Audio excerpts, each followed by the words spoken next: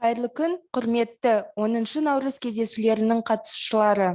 Бүгін біз Plastic on Planet онлайн көрмесімен National Geographic'тің экофотографы Мэнди Бейкерді өз алаңымызда қарсы алуға қуаныштымыз. Dear Miss Mandy, we are glad to welcome you here in our event, so you can start your presentation.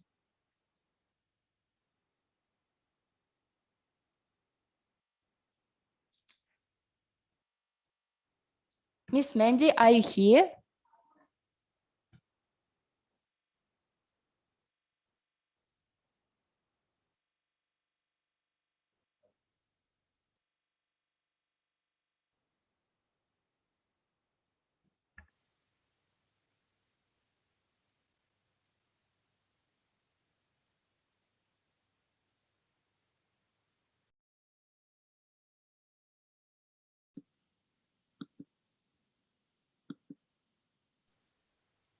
Hello, can you hear me?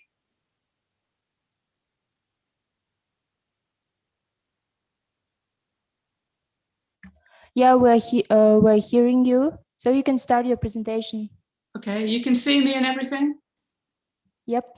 Oh, good. Okay. But we can see your presentation. Okay. I'll share the screen now. Okay, thank you. Good luck. Thank you.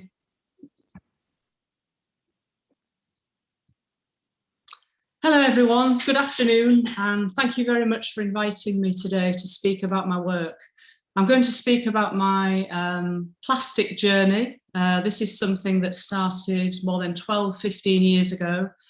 I've called it my unnatural journey because it's something I never would have imagined would happen, and also the unnatural man-made material of plastic. So this is the type of beach that I kind of collect plastic from. This is on the west coast of England in Scotland. This was about 10 years ago. And whilst I was holidaying in Scotland, I realized that, you know, this huge amount of plastic was washing up on beaches, and not just on the west coast, but this is on the east coast of England. And I just, you know, I was collecting natural objects at that time, and I began to notice the vast amount of rubbish, especially plastic, washing up on the shorelines. And I realized that I wanted to do something about it. I didn't know what that was going to be, but I knew that I had to try and let other people know what was going on. You know, perhaps people like you that don't live directly next to the sea. My first project involved taking pieces of plastic that I found on the shoreline back to the studio and photographing them on a black background. And here you can see some different examples of different types of plastic that I was finding. I decided to just give them the simple caption of the amount of years that it takes for each piece of plastic to break down in the ocean. So on the left-hand side here, you see 1 year. This is fishing line. On the right-hand side, this is a plastic bag. On the left-hand side here, these are plastic bag handles. These take 10 to 20 years to break down in the ocean. And on the right-hand side, these are plastic fishermen's gloves that I recovered from the shoreline, and these take 30 years. This is PVC, and it takes 30 years to break down in the ocean. I realized that different plastics took different amounts of time to break down. So I created this sort of timeline, and I called it indefinite, because when I reached the end of the timeline, the final piece is actually styrofoam or polystyrene, and this never ever breaks down. It breaks down into smaller pieces, but it never ever goes away. When I actually did this project, which was in 2010, scientists, you know, predicted the amount of time it would take for plastics to degrade. But since then, science has moved on, and people now say that all plastic that was ever produced is still with us in some form on the planet. Unless it's been burnt, it's still with us somewhere. You know, whether it's microplastics or nanoplastics in the air, it's with us in some form, which is particularly shocking, bearing in mind that over 300 million tons of plastic are produced every year.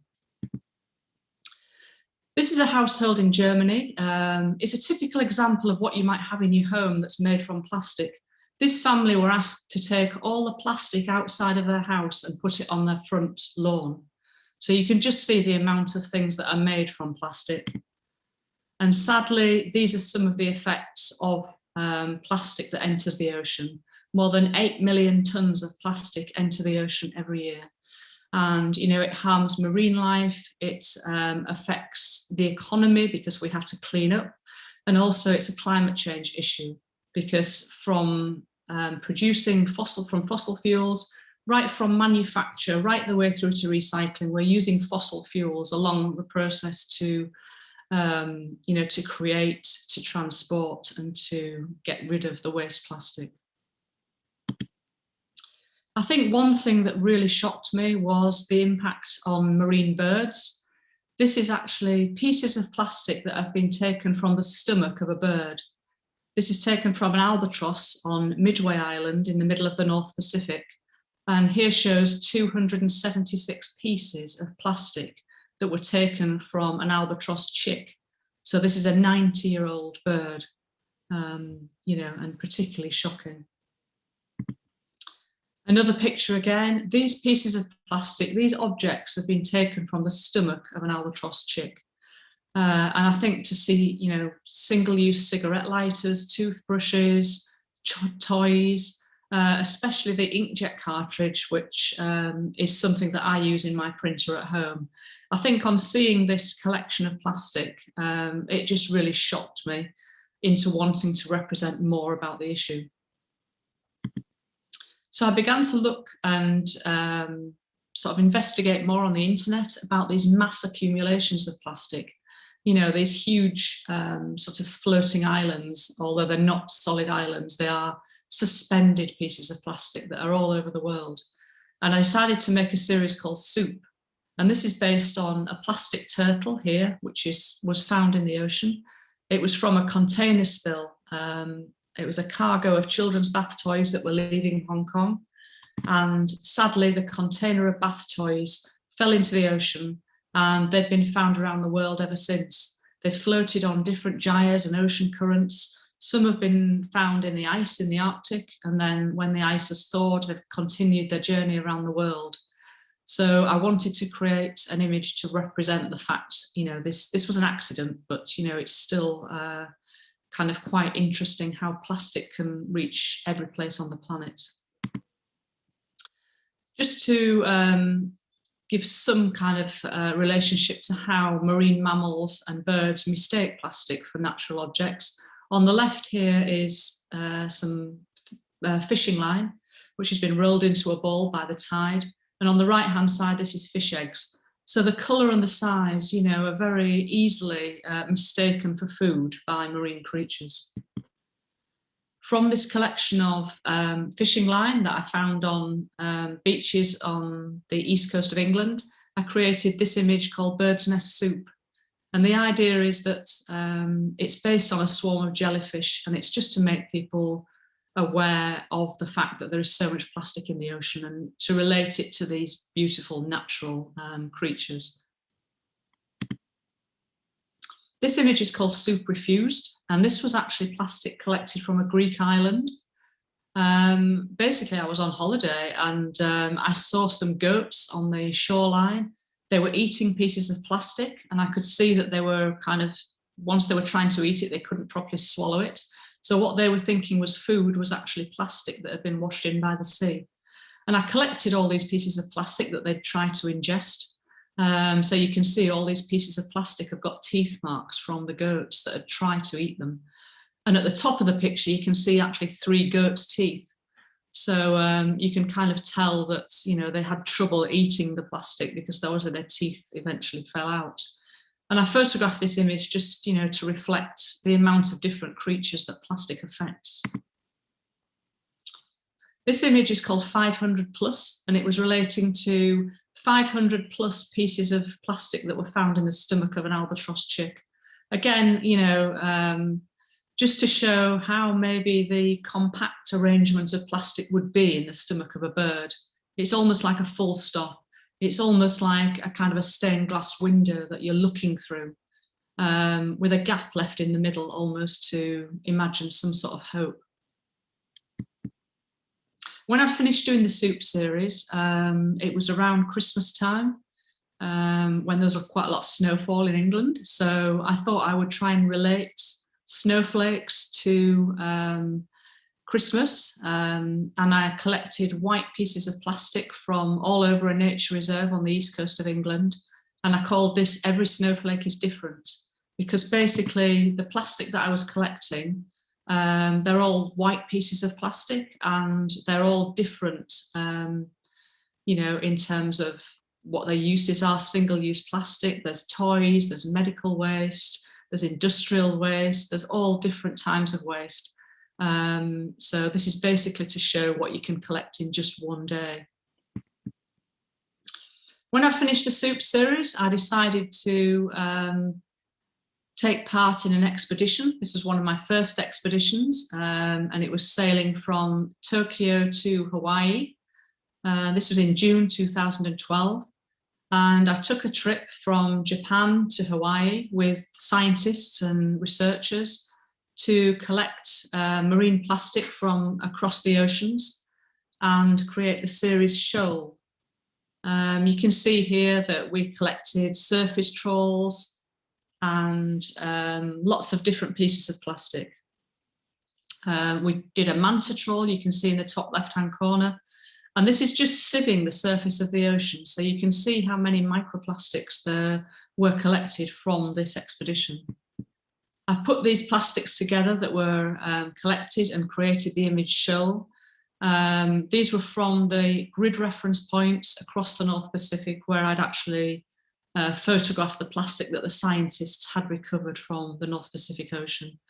This was a year and a half after the tsunami, so there was a lot of Japanese related debris that had left land after that earthquake. This is one of the images in Shoal. Very sadly, we found some children's toys in the ocean, and this one is especially iconic because Mickey Mouse obviously is a character that is, you know, found all over the world, that children play with all over the world. Also in the background is Shrek and Hello Kitty. But particularly iconic for me is the fact that Mickey Mouse has lost an ear, and it's almost like saying that the toy is imperfect, and it's an imperfect world that I'm trying to represent. When I was on the voyage, I got talking to some educators and scientists from Hong Kong, and after the trip I was invited to go and speak at the Youth Summit in Hong Kong. And when I got there, I couldn't believe the extent of plastic debris on Hong Kong's beaches. This is Lap Sap Wan beach in Hong Kong, and at certain places it was 12 feet high with debris. So I decided to create a series called Hong Kong Soup, and you can see from the red dots here, this is where I collected plastic from more than 30 different beaches in Hong Kong, to again create awareness in Hong Kong, to relate to the traditions and the species in Hong Kong. This example is a pink dolphin, and at the time there were only 80 different dolphins left in the world, and these were in Hong Kong harbour. And as you can see here, they were under threat through plastic pollution and lots of other types of pollution in the harbour. When I was walking along the shoreline of that particular beach, I came across a cigarette lighter, which you can see on the left, you know, a single-use item which is thrown away. And this has an image of a dolphin on. So I thought it would be really good to collect as many of the lighters that I could and try and make a statement about the fact that dolphins, you know, are an endangered species and they're living within this plastic soup. So this is the kind of pod of dolphins I created from the lighters. You can see various other animals were printed on the lighters, which is fairly ironic, really. The panda there is an emblem of China, and I made that lighter turn away from the rest because it's almost like nature turning its back on man's overconsumption of waste. Also, just before I went to Hong Kong, there was the world's largest Nerdl spill. And Nerdls are these tiny little pre-production pellets of plastic. And they make up all different types of plastic. They're melted down to make all the different objects. And these Nerdls, again, fell from a shipping container. and they spread all over the beaches in Hong Kong. These are very detrimental because they absorb toxins and pollutants from the sea, and then when the birds and the fish eat them, they are reabsorbed. The toxins are reabsorbed into the fat cells of the fish and the birds. So I created this image. I collected Nerdls from 6 different beaches in Hong Kong, and I created this image, which is an image that I took the inspiration from NASA. On the day of the spill, I looked at the image from NASA of the night sky, and I recreated it using the Nerdls, because it's almost like a mirror reflection of the sky, reflecting what's going on under the sea. Another series which has become quite world famous is the collection of footballs or soccer balls. I decided to ask via social media for people to find soccer balls or footballs that they found on their local beaches and ask them to post them to me, so I could create an image that represented the issue of football around the time of the World Cup, to try and raise awareness on the back of a global event. So people started sending me footballs from all over the world. And you can see here, one man collected 228 footballs just by himself, which was pretty amazing. He was actually a coastal ranger on the west coast of Scotland. So I had to go up in a small van and collect these footballs that he'd saved for me. And I actually created an image just for him, just for his efforts. So there are images from all over the world here, you know, from China, Africa, Singapore, Robben Island, where Nelson Mandela spent some of his time in prison. You know, each ball tells a story from the different areas they've been collected from. And in the end, I had a total of 769 footballs.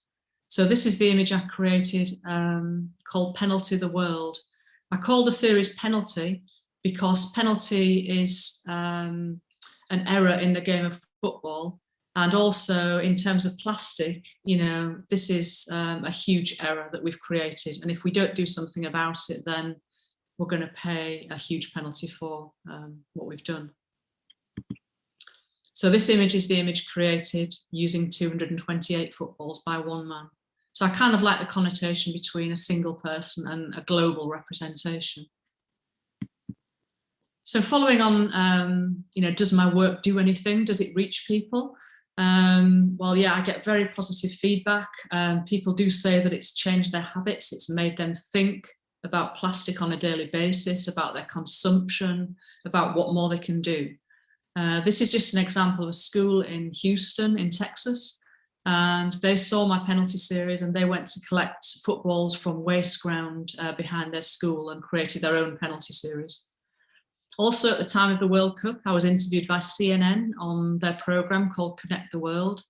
So in a way, I feel like I've connected the world both by a global interaction with public who've collected the debris for me, the footballs, and also by the presentation and the fact that it's been now published in more than 50 different countries. This is, again, a totally different project. I try to create interest using different types of visuals. And here, this is based on scientific research from Plymouth University. And here on the left, you will see scientific pictures of plankton that have ingested microplastic particles. So you can see microplastics come from toothpaste and from all sorts of different products. This is based on the historian, John Vaughan Thompson. He created plankton in the 1800s when there was no plastic. So what I did, I went back to the same places in Ireland where he collected plankton free from plastic, and this is what I found. Whilst there would be plankton there, there was huge amounts of plastic. So what I decided to do was to collect the plastic objects and create them into these kind of scientific, almost plankton-like images. So I'm kind of copying what plankton would look like made from plastic. So these are the plastic objects I found at the same places as the plankton samples, and I created these kind of fictitious scientific plastic plankton.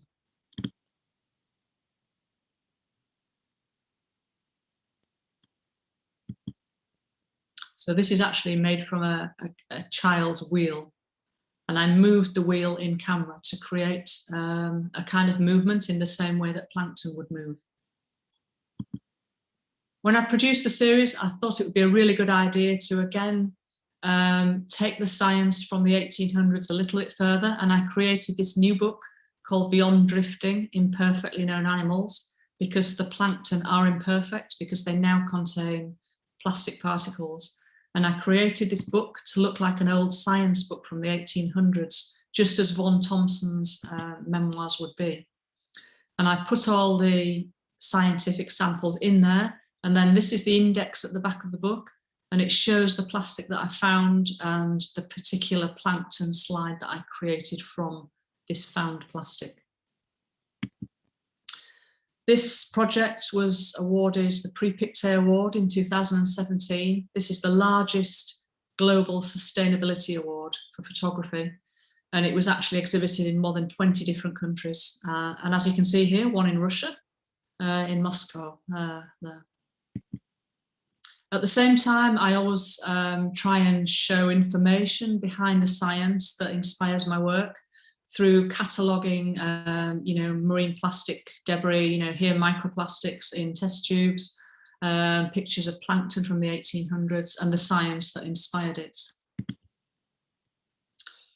I take part in a lot of expeditions, and I accompany scientists to some of the most incredible places in the world. In 2019, I went to Henderson Island, and this is one of the most remote places in the world.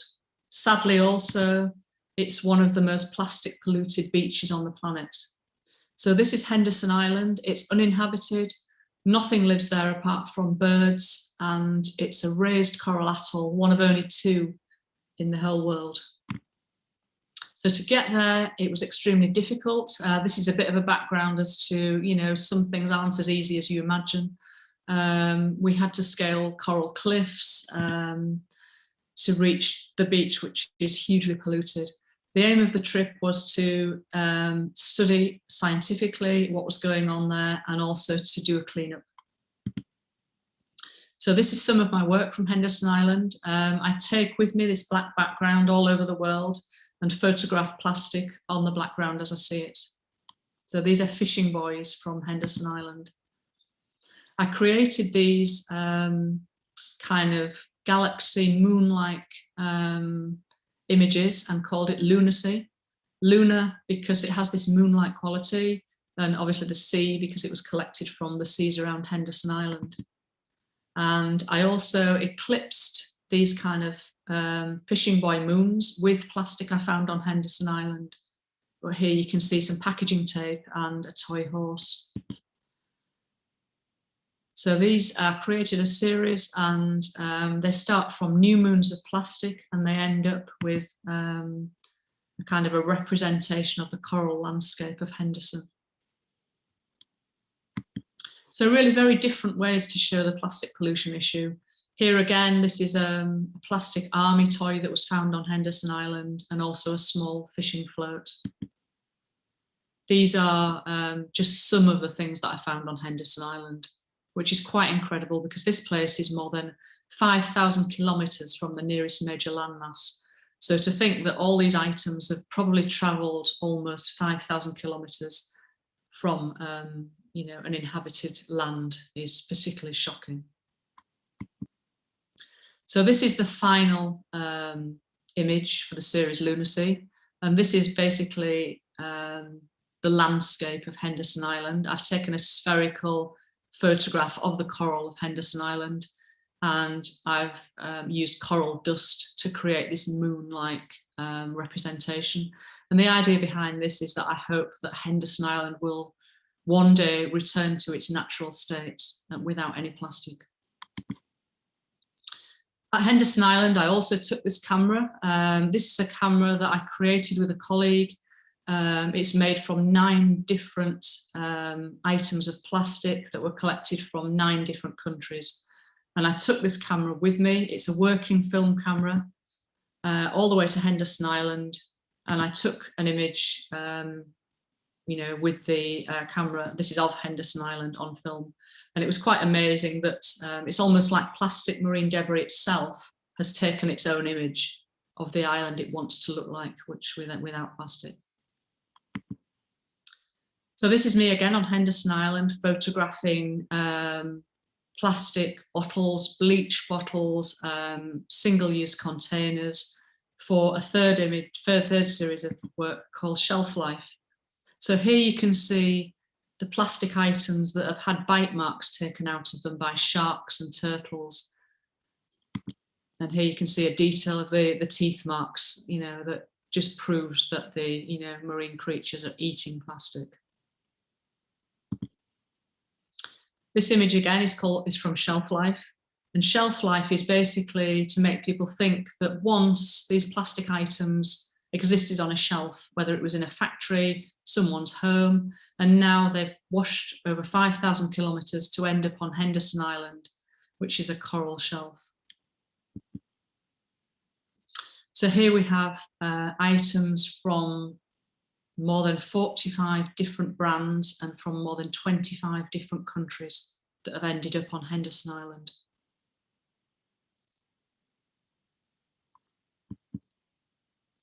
The scientists I was working with when we were in Henderson Island found this container on the right, and it was full of hermit crabs that had sadly all died.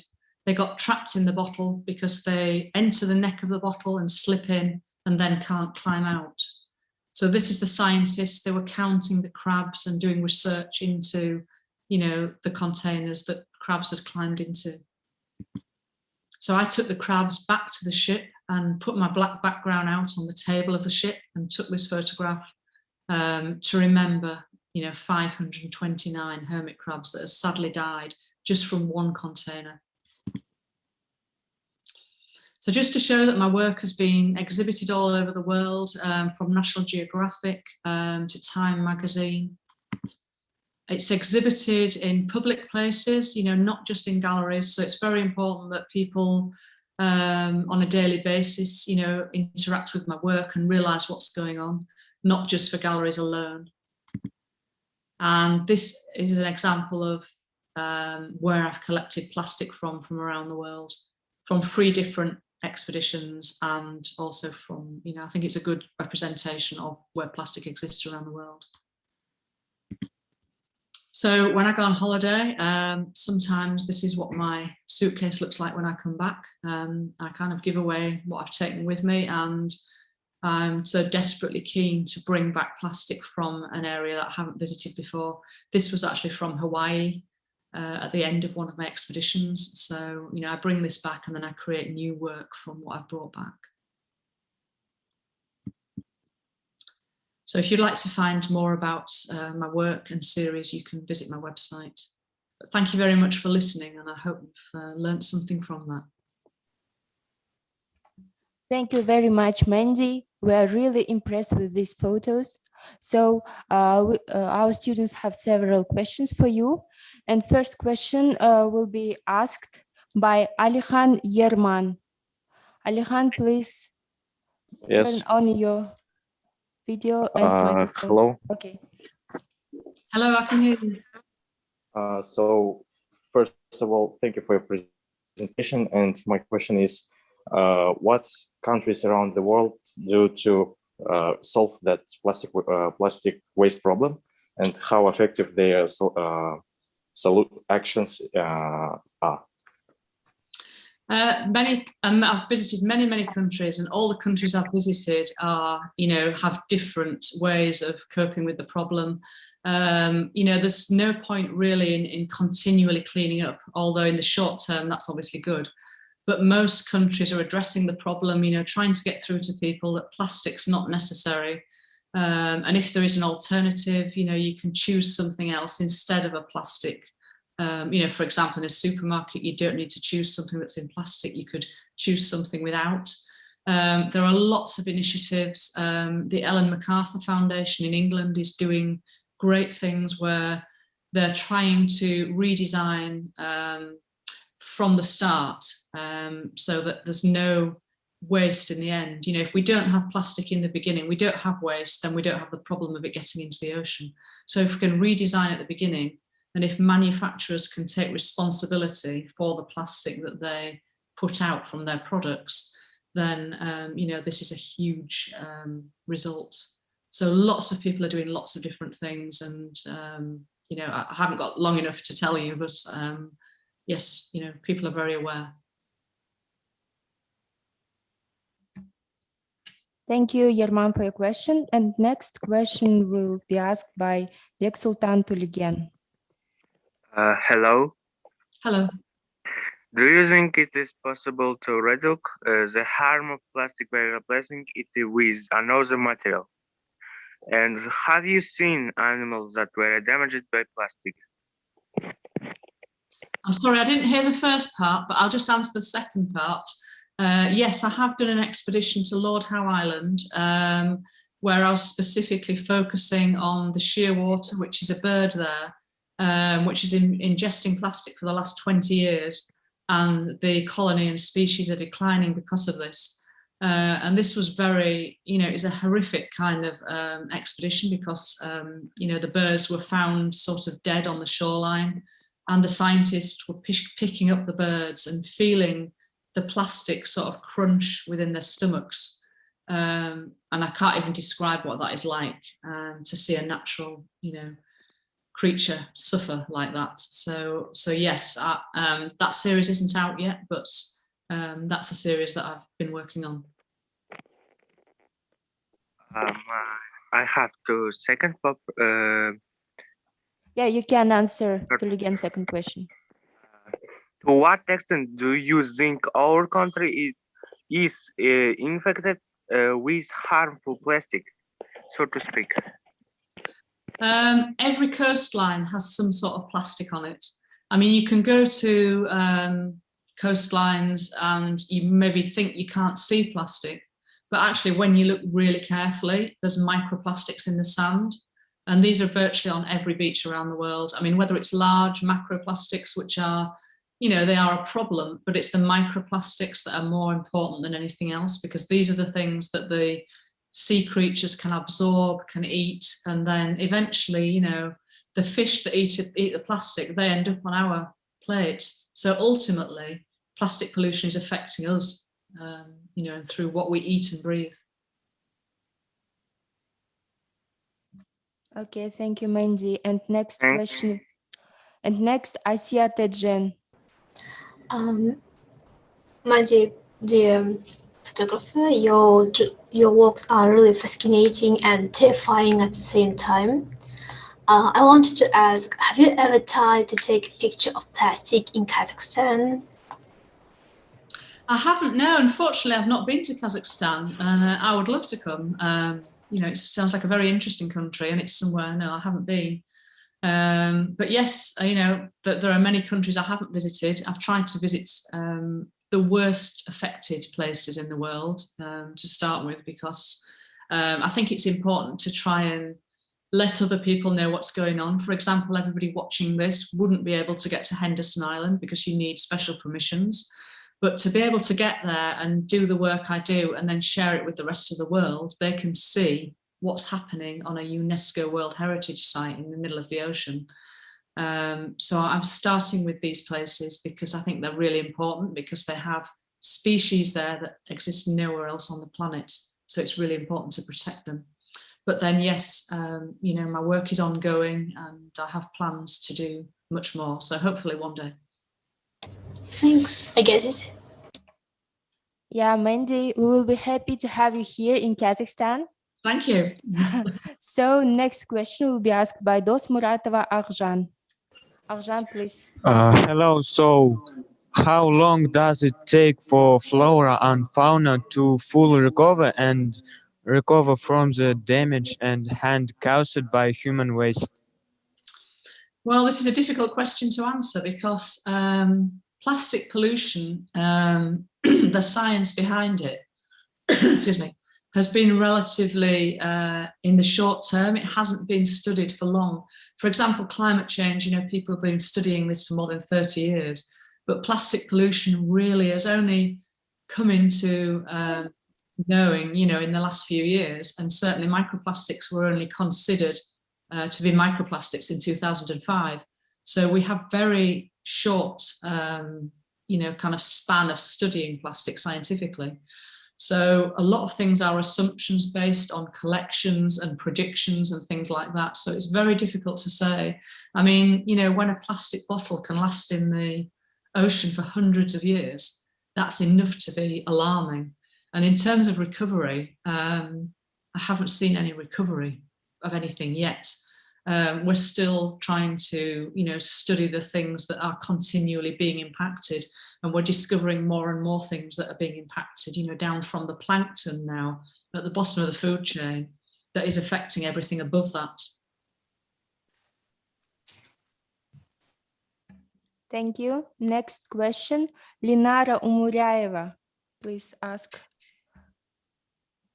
Good afternoon. Thank you so much for your speech. And in your opinion, to what extent your work can influence people's perception of the problem regarding plastic and its enormously negative impact on the environment? Thank you. Yes.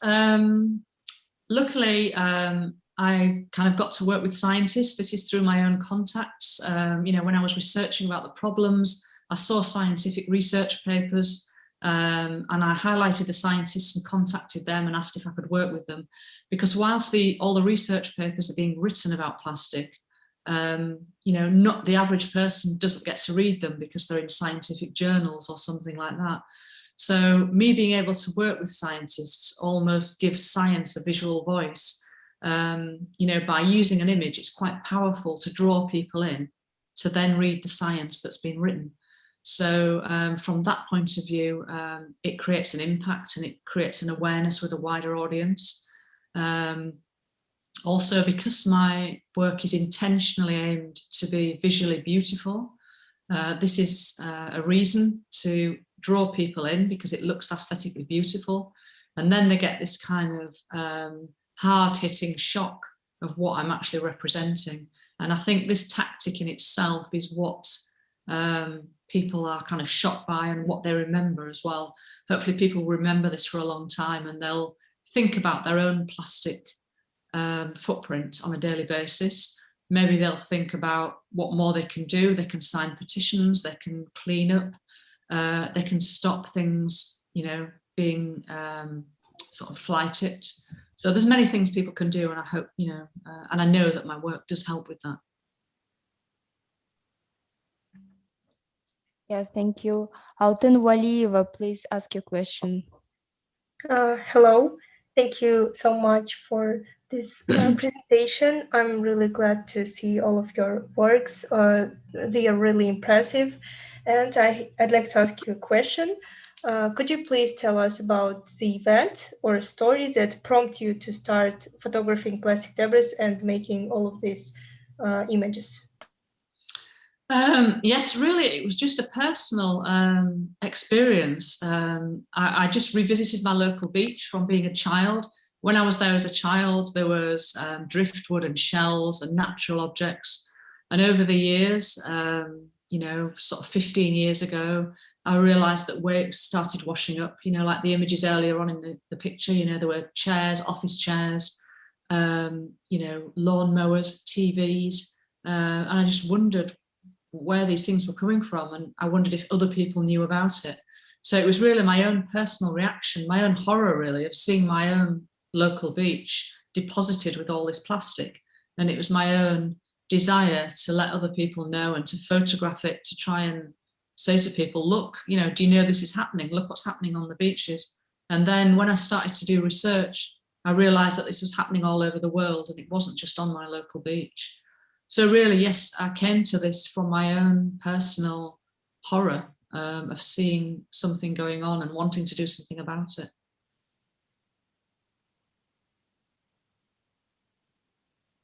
Okay, thanks. And next question will be asked by Miraz. Miraz, please turn on your microphone and camera. Hello, thank you for the lecture. This is very helpful for us. So my question is, in order not to aggravate the situation of ecological disaster to the level of population in Hong Kong, what measures should we take first of all in our country? you need to look at all the things that are unnecessary about plastic. Essentially, it's single use. I'm not familiar with Kazakhstan and what it produces plastic-wise, unfortunately. But anything that you use, I mean, here in England, plastic bags, single-use cutlery, takeaway coffee cups, all those sorts of things are all single-use plastic that people buy and use, and they don't give much thought to that. And they might only be used for a couple of minutes before they're discarded and, thrown away in the trash. But also, where does that trash go? In England, going back, the trash wasn't deposited properly. It was shipped to developing countries in Asia to get rid of. And, they couldn't properly dispose of it. And so it ended up in their rivers and their seas. So all the seas and the oceans are all linked together. So wherever plastic enters the ocean, it can travel around, and it doesn't have to be plastic that you've got rid of in your country that stays on your shores.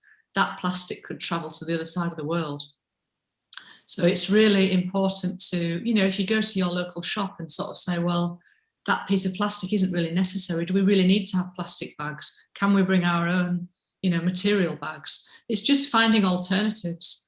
And then, signing petitions to stop unnecessary plastic being produced. Thank you. Thank you. Thank you, Miras, for your question. And Mandy, here are two more questions. Okay. From Yernur Jangaliyev. Yernur. Hello. Thank you for your speech. And my question is, which of your works is your favorite and most meaningful? Well, that's a hard question. I think probably the turtle image, because that's one of the first ones that I created. And I found about this problem, this accident that happened when all the bath toys fell into the sea and then floated around the world. I read about it online, and I contacted the oceanographer who's doing research onto where they were washing up around the world. And he actually sent me some of the actual plastic bath toys that had fallen into the sea 15 years ago, which I used for the actual image. So I think at that time, I was kind of really grateful to work with a scientist so early on and for him to loan me plastic. And I think the story behind the image as well, the fact that those bath toys have been recovered from all over the world and they're still being found, it just shows, and with science as well, that they determined so much information, useful information about ocean currents and, how things travel. So I think the story and the image is probably my favorite one, that one. Thank you so much. It was interesting. Thank you. Thank you, Yernur, for your question. And Kızcıbek Aytkul, please ask your question. Hello, thank you for your presentation. It was really awesome. And my question is, when we ban plastic, doesn't that force us to use other materials like which more expensive and energy intensive? And maybe should we keep using plastic but get better at recycling? This is the problem. It's what to use instead of plastic. And this is what needs to be addressed. Things are being addressed at the moment. And there are lots of really good initiatives out there. Unfortunately, as you say, some things can be more expensive. Some things can, take over land and create more energy and water to create new things. So the problem is that we have to create something that is energy efficient, that doesn't release carbon emissions right throughout the process. And then at the end of its life, waste is kept in the circular economy. So there is no waste effectively. Things are reused again, without recycling and using all those energies and fuels that are, so damaging. So this is something that's ongoing, and there are many different initiatives that are working on this, but it's still early days. There's still so much more to be done. Okay, Mandy, thank you. And one more last question from Zeynep Kudaybergen. Hello. Hello. Thanks for your presentation. I have a question for you. Most vegan non-food products are made of plastic, like forks, laser shoes. Isn't there any better alternative? Sorry, did you say shoes? No. Oh. Plastic is now a global problem. Yes. How can we save the earth? Just really, like I've mentioned before, you know, we need to stop producing plastic. We need to stop producing unnecessary plastic. That's the only answer. You know, the amount of plastic, you know, over 300 million tons is produced, and we don't need all that plastic. You know, I don't know how you have things in the supermarket, but, you know, some of the things in the supermarket here are wrapped in plastic, you know, bananas, avocados, grapefruits, things like that. They have their own skin. It's not necessary to wrap everything in plastic. And even when you buy fruit and vegetables on a daily basis, it's not necessary to have everything sealed in bags. So that's just one small thing that can be stopped. And if we stop this on a global scale, this is huge. You know, there's many, you know, coffee cups. If you can have your own reusable coffee cup or water bottle where you take it to get coffee in the cup from the shop, and you don't buy, you know, a coffee cup that then is disposed of incorrectly. You know, it's lots of little things that if all come together will reduce, you know, the consumption and the production of too much plastic. Thank you. Thank you. So thank you, Mandy, for answering all of these questions. And thank you for such a good presentation. Thank you for asking the questions. Yeah. We're happy to have you here, and thank you also to raising such important problems and raising awareness to students, to people around the globe. Thank you. We hope that we will work with you in future. Thank you. Goodbye. Thank you very much. Thank you for inviting me. And yes, one day I would love to come. Thank you. Bye-bye.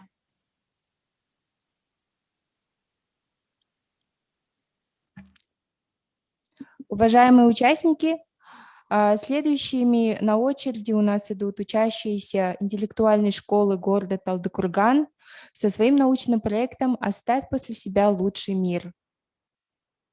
Виктор и Валерия, слово вам. Виктор, представляешь, по дороге в школу я нашла пластиковую бутылку и решила ее подобрать. На самом деле, пластик – это огромная проблема современности. Тысячи тонн пластика сжигаются ежедневно, либо же закапываются в землю, отравляя нашу экологию. Но что же нам теперь делать с этой пластиковой бутылкой? Конечно же, нам нужно собирать пластик и перерабатывать его для получения вторичного сырья. Виктор, у меня есть идея. А что, если мы создадим терминал, который будет принимать пластиковую бутылку, а взамен выдавать корм для бездомных животных? Корм для животных? Да, несомненно, что у каждого животного должен быть свой дом, где он будет окружен любовью и заботой своих хозяев. Но, к сожалению, так бывает не всегда. Думаю, мало кто из вас задавался вопросом, а сколько же всего бездомных животных у нас в Казахстане, и в частности в нашем городе. Но как ни пройдись, каждый из вас встречает одну, а то несколько бездомных кошек и собак, что очень расстраивает нас. Не говоря о том, что в Казахстане зарегистрировано около 350 тысяч случаев о жестоком обращении с животными, а в Талдыкургане для них даже не выделено приюта. Лера, это отличная идея. Мне кажется, люди будут с радостью собирать бутылки и сдавать их. Но как же мы сделаем подобное устройство? Это должно быть устройство в виде терминала.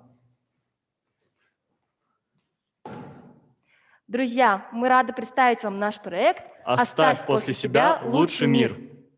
Давайте же мы продемонстрируем вам видеоролик, на котором подробно показано, как работает наш аппарат.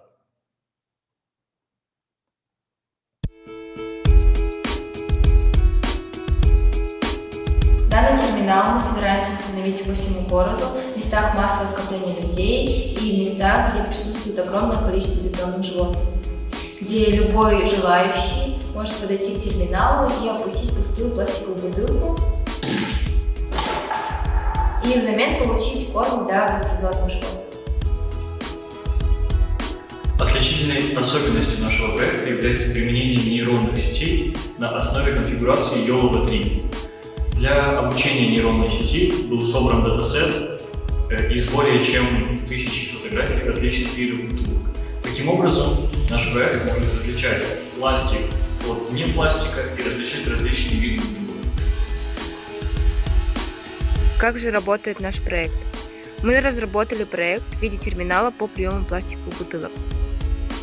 Терминал устанавливается в места массового скопления людей, где любой человек, у которого есть пустая пластиковая бутылка, может подойти к терминалу и опустить пустую пластиковую бутылку в круглое окно приема, расположенное на лицевой стороне терминала.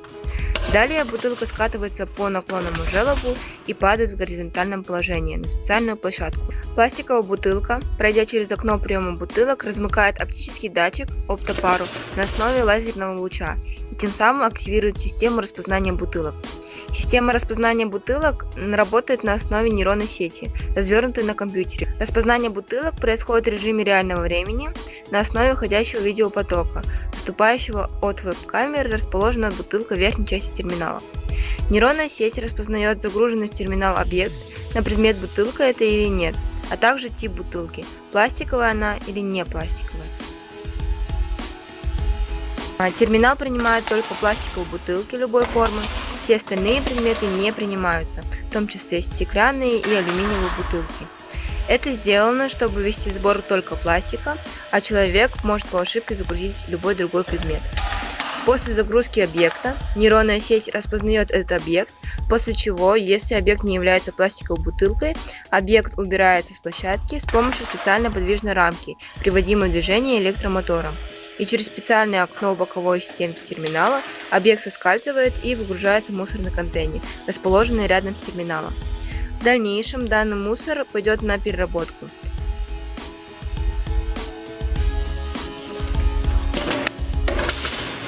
А если загруженный объект распознан как пластиковая бутылка, то он с помощью той же рамки сдвигается в другую сторону, и бутылка падает в бункер накопления бутылок.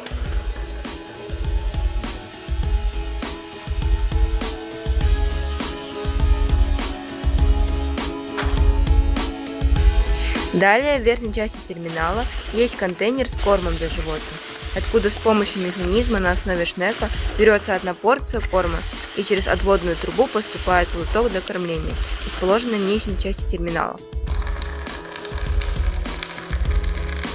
Также с помощью насоса в другой лоток накачивается одна порция питьевой воды, для того чтобы животное могло попить воду.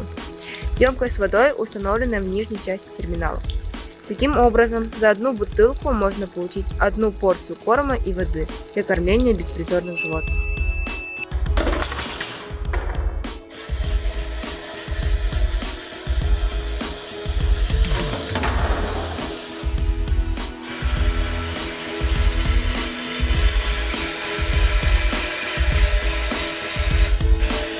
Если загрузить любой другой предмет, не являющийся пластиковой бутылкой, то корм не выдается.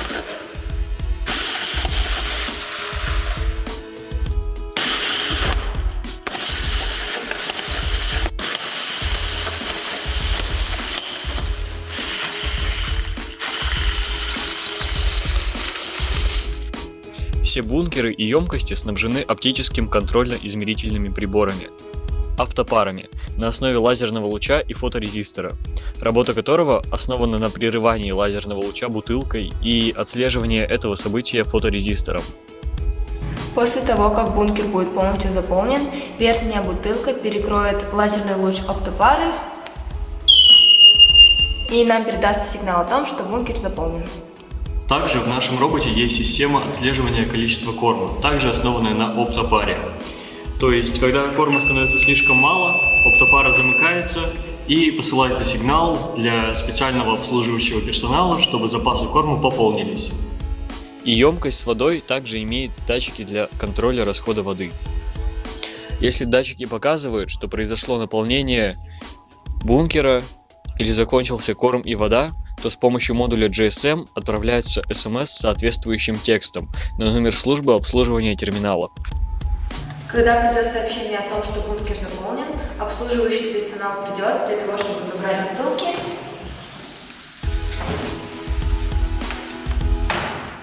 которые затем отправятся на переработку пластика. Когда обслуживающему персоналу придет СМС-сообщение о том, что корм закончен, специальный человек приедет и пополнит запасы корма.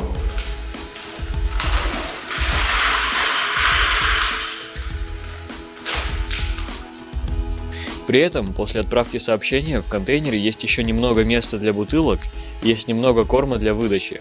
Это нужно, чтобы до приезда сотрудника можно было еще накормить животных.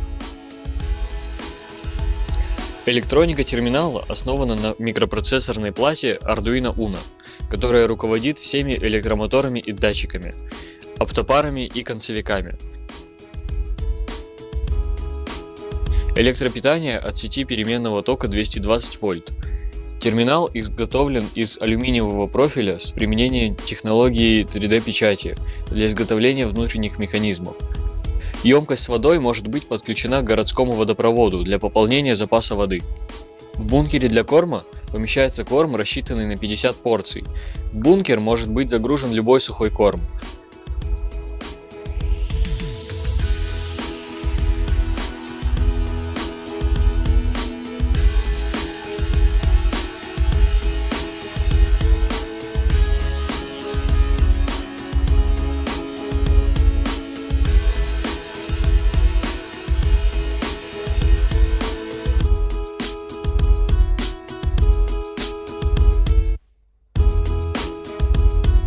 Таким образом, мы хотим сделать вывод, что если подобный терминал мы установим по всему городу, то мы сможем не только прокормить бездомных животных, но и спасти окружающую среду. Дорогие друзья, мы уверены, что наш проект вдохновит вас на заботу об окружающей среде и на сохранение экологии. Спасибо за внимание. Теперь вы можете задать ваши вопросы. Виктор и Валерия, благодарим вас за представление своего проекта.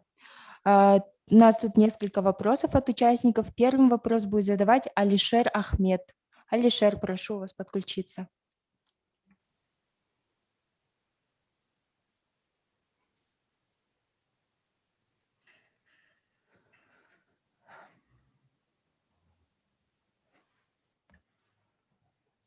Давайте к следующему участнику переключимся. Дана. Дана, прошу вас задать вопрос.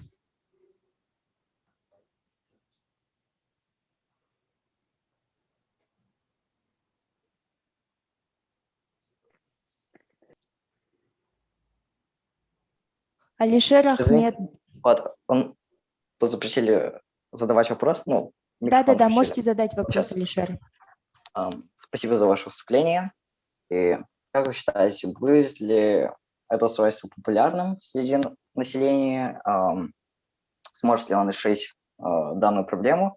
И собираетесь ли вы как-то мотивировать казахстанцев к использованию именно этого устройства? Конечно, данный терминал будет пользоваться популярностью среди населения, поскольку помимо сдачи пластиковой тары, человек сможет еще получить корм для кормления бездомных животных. Это будет являться дополнительной мотивацией для гражданина Казахстана для того, чтобы использовать наш проект. То есть уже есть мусорки, допустим, в которых вы можете складывать пластик, да? Но наш проект будет иметь дополнительную мотивацию. Благодарим за вопрос вас, Алишер. Дана, можете задать свой вопрос. Спасибо большое, спасибо за презентацию. Все мы знаем, что для полной реализации такого масштабного проекта нужны ресурсы. Откуда вы планируете брать дополнительную помощь? Ну, на самом деле наш проект изначально имеет как бы благотворительное волонтерское начало. То есть сначала мы как бы на благотворительной основе будем его создавать. Вот. Возможно, мы сможем найти спонсоров, например, в лице производителей кормов. Вот. Но в будущем это решится. Спасибо большое. Ибрагим Амзибек, можете задать вопрос. Не считаете ли вы, что энергопотребление терминала и раздача конкретно корма может быть значительной проблемой в установке, функционировании и, самое главное, распространенности терминала в разных регионах Казахстана? Можете повторить, пожалуйста, вопрос? Не считаете ли вы, что энергопотребление аппарата и раздача конкретно корма может быть значительной проблемой в установке, функционировании и, самое главное, распространенности терминала в разных регионах? Ну, на самом деле, проблема энергопотребления не сильно становится как бы колом с нашим проектом, потому что весь проект на микропроцессорной плате Arduino Uno, то есть все питается от 5 вольт, но питание идет от 220 вольт, то есть в блоке питания идет перераспределение тока. Вот.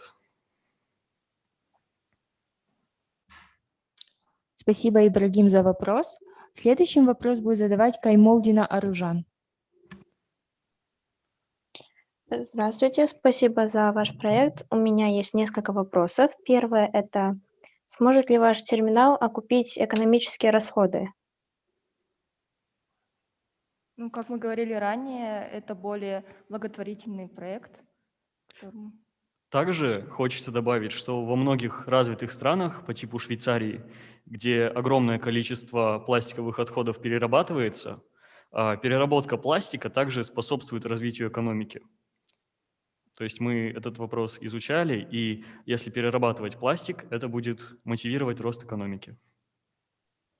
Таким образом, в далеком будущем проект сможет окупиться.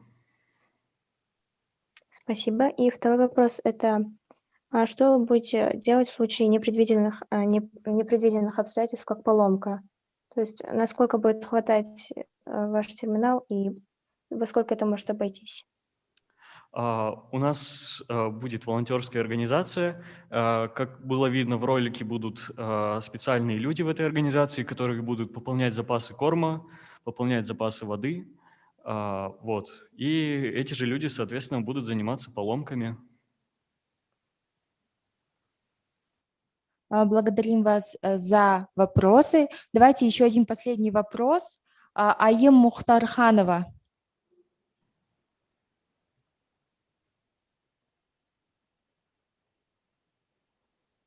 Айым.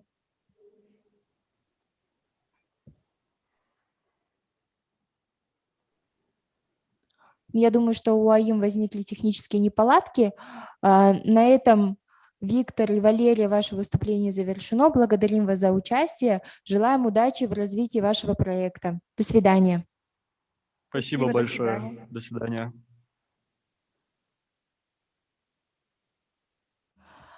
Следующим спикером у нас выступает Жанибек Муханов, сотрудник сети предприятий по сбору и переработке отходов и пластика Планета с вебинаром «Қалдықтарды бізбен сұрыпта».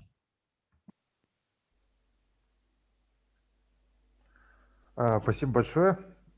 Добрый день, дорогие участники сегодняшнего вебинара. С вашего позволения я бы хотел начать мою презентацию на казахском языке. Секундочку. Видно ли вам? Сіздерге көрініп тұр ма? Если обратная связь будет. Я бізге көрініп тұр.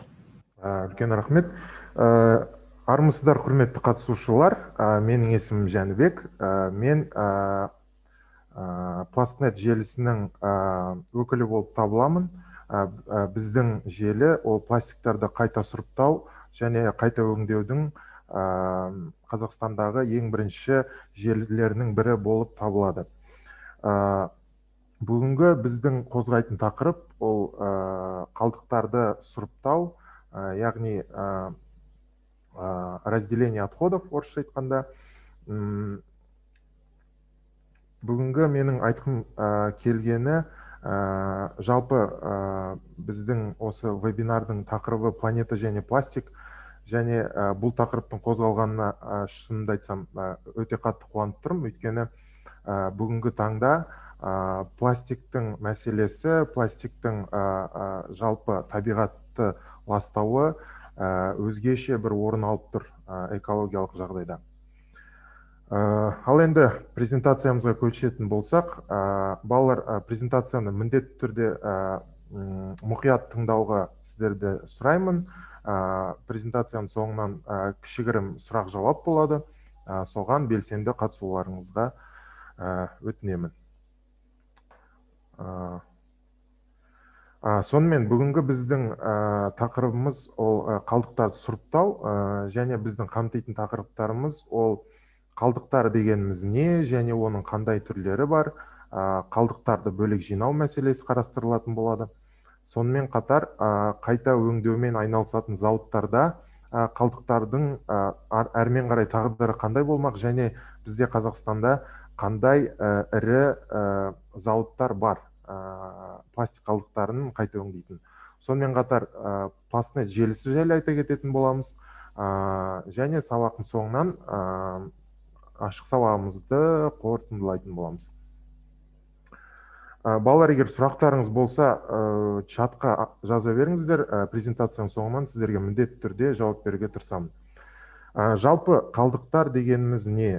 Бәріміз білетіндей, қалдық ол жалпы адамзаттың тұтынуы барысында пайда болған өндіріс жұмыстары болсын, немесе күнделікті өзіміздің өмір сүруіміз процесінде пайда болған жаңағы жоюға арналған немесе жоюға жататын заттарды біз қалдықтар деп айтамыз. Бұл қалдықтардың яғни ғылыми анықтамасы қалдықтар дегеніміз не, бәрімізге түсінікті болатындай ортақ өзінің анықтамасы бар. Біз жалпы негізі қалдықтарды қоқыс деп айтып естуге дағдыланғанбыз, бірақ экотәжірибеде қоқыс деген термин қолданылмайды. Көбінесе қалдық, себебі шығарылатын қоқыстың, яғни қалдықтардың 95%-на дейін қайта өңдеуге болады, яғни оларға екінші өмір сыйлауға болады. Сондықтан біз қалдық деп айтуымыз дұрыс болады. Жалпы қалдықтардың бүгінгі таңда қандай түрлері бар? Қалдықтардың негізгі 5 түрі бар, бірақ одан да бөлек түрлер бар, бірақ ең бізде көп кездесетін қалдықтардың 5 түрі бар. Біріншісі ол өндірістік қалдықтар, яғни орысша айтқанда производственные отходы. Екіншісі ол тұрмыстық қалдықтар, яғни тұрмыстық қатты қалдықтар, твердобытовые отходы, тамақ өнімдері қалдықтары, органикалық қалдықтар. Сонымен қатар қауіпті қалдықтар және электронды қалдықтар болып бірнеше түрге бөлінеді. Айта кететін жағдай, тұрмыстық бүгінгі презентацияда біз көбінесе тұрмыстық қатты қалдықтар және оның ішінде пластик туралы айтатын боламыз. Жалпы тұрмыстық қатты қалдықтар өздеріңіз білетіндей, ол біздің күнделікті қолданыстан шыққан, яғни жоюға арналған немесе жоюға жататын заттар. Тұрмыстық қатты қалдықтарға не жатады? Ол біздің күнделікті қолданатын ескі газеттер, бос алюминий банкалар, бөтелкелер, пластикалық бөтелкелер, тамақ қалдықтары, істен шыққан тұрмыстық техника және тағы да басқа қалдықтар тұрмыстық қалдықтарға жатады. Қазіргі таңда бізде Қазақстанда бұл қалдықтардың бәрі негізі әлемдік тәжірибе бойынша қалдықтардың бәрі сұрыпталу керек, бірақ қазіргі таңда бізде өкінішке орай қалдықтардың бәрі сұрыптала бермейді. Сондықтан қалдықтардың көп басым бөлігі полигондарға, яғни қоқыс алаңдарына лақтырылады. Бұл деген өздеріңіз білетіндей қоқыс алаңдарының көбеюіне, яғни полигондардың көбеюіне әкеп соғады, және біздің табиғатымыздың ластануына, олардың айналымының өрескел бұзылуына әкеп соқтырады. Соған байланысты біздің бүгінгі қозғайтын тақырыбымыз ол қалдықтарды бөлек жинау және олардың тек қана арнайы мамандандырылған жерлерде ғана емес, сонымен қатар өзіміздің қарапайым үйде болмаса мектеп қабырғасында болсын, оқу орындарында енгізуіміз керек және оны қалай істеуімізге болады. қазіргі таңда Қазақстан Республикасының экологиялық кодексі өзгерді және бірінші шілдеден бастап, 2021 жылдың бірінші шілдесінен бастап, Қазақстан Республикасының жаңа экокодексі қабылданады, күшіне енеді. Бұл экокодекс бойынша әрбір адам, әрбір Қазақстан Республикасының азаматы қалдықтарды сұрыптауы тиіс. Ол дегеніміз, біз қалдықтарды сұрыптауды өзіміздің үйімізден бастауымыз керек, өзіміздің жаңағы мектеп қабырғамыздан бастауымыз керек. Оны қалай жасауға болады? Суретте көріп тұрғандарыңыздай, әр қайсымыздың үйімізде бізде жаңағы раковина дейді, ол раковинаның астында арнайы қоқысқа арналған жер бар. Ол жерде біз негізі бір ғана қоқысқа арналған жәшігіміз болса, егер қайта сұрыптаумен айналысатын болсақ, біз бірнеше жәшік қоюымыз керек болады. Жәшік болмаса да, жаңағыдай қарапайым полиэтилен пакетін, болмаса үшінші суретте көріп тұрғандарыңыздай, әртүрлі контейнерлер алып қоюларыңызға болады.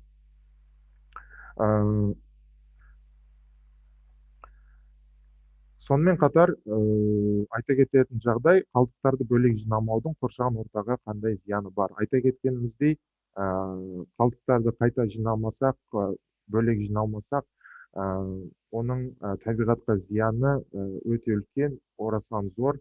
Себебі қалдықтардан бөлініп шығатын, жаңағы полигондардың астынан бөлініп шығатын метан газы адам ағзасына өте зиян. Оның салдарынан жаңағы адам ағзасы ракқа ұшырауы мүмкін. Сондықтан сондай қауіпті аурулар бар кезде біз бұған өте үлкен жауапкершілікпен қарауымыз керек. Негізі қалдықтарды бөлек жинауды сонымен қатар селективті жинау деп айтады. Ол деген сөз, бәріңіз білетіндей, секцияға байланысты қалдықтарды бөлу. Мысалы, қалдықтардың фракциясына байланысты қағазды қағазға, жалпы макулатура деп айтамыз орысша, оның ішіне қағаз, газет, журналдар, дәптерлер, кітаптар кіреді. Сонымен қатар пластикалық жаңағы қалдықтар, сонымен қатар металл қалдықтары, ол деген жаңағы сусындарға арналған алюминий қаптамасы, мысалы энергетиктер, біз күнделікті жаңағы қолданысымызда бар қалдықтар, және де